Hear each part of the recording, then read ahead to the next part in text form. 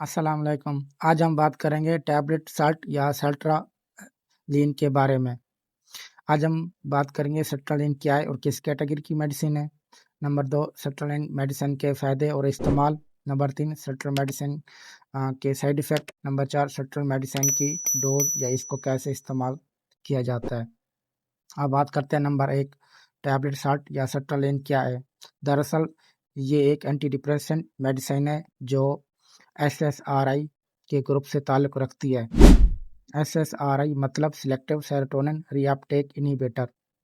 अब बात करते हैं टैबलेट साल्ट या सर्ट्रालीन क्या काम करती है।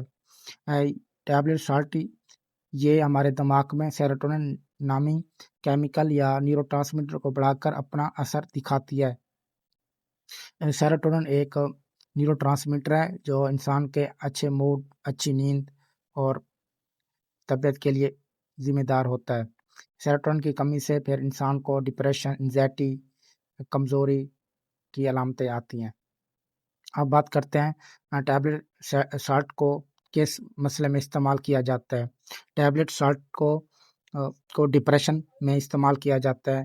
टैबलेट साल्ट को जनरलाइज़्ड एंग्ज़ायटी डिसऑर्डर में भी इस्तेमाल किया जाता है। टैबलेट सर्ट्रालीन को पैनिक डिसऑर्डर में भी इसको इस्तेमाल किया जाता है।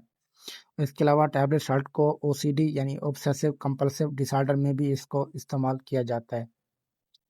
अब बात करते हैं इसके मुमकिन साइड इफ़ेक्ट।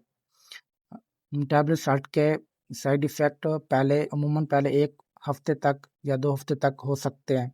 वो भी 10 में से 1-2 मरीज़ को होते हैं। इसके साइड इफ़ेक्ट की बात की जाए तो इंसान को गनुदगी उसके अलावा नींद की कमी या नींद की ज़्यादती भी हो सकती है। मतली मोशन भी लग सकते हैं। इसके अलावा कुछ मरीज़ों को एलर्जी की भी अलामतें हो सकती हैं जैसा कि ख़ारिश होना वग़ैरह ये हो सकती है। अब बात करते हैं नंबर 4 पे टैबलेट साल्ट की डोज़ या इसको कैसे इस्तेमाल किया जाता है। टैबलेट साल्ट की अमूमन डोज़ 50 mg से शुरू करते हैं और 200 mg तक जा सकते हैं। अब बात करते हैं कि कितने असर के लिए इसको इस्तेमाल करना चाहिए। दरअसल टैबलेट साल्ट या सर्ट्रालीन को मुख्तलिफ नफसियाती बीमारियों में मुख्तलिफ अरसे के लिए इस्तेमाल किया जाता है। जैसे कि डिप्रेशन में इसको 6 मंथ से ज़्यादा तक इस्तेमाल किया जाता है। पैनिक डिसऑर्डर या जिसको बार-बार पैनिक अटैक होता हो तो उसको 1 साल से भी ज़्यादा इसको इस्तेमाल किया जा सकता है। आज के लिए इतना ही। बाकी किसी भी मेडिसिन को इस्तेमाल करने से पहले अपने डॉक्टर से ज़रूर मशवरा करें। शुक्रिया।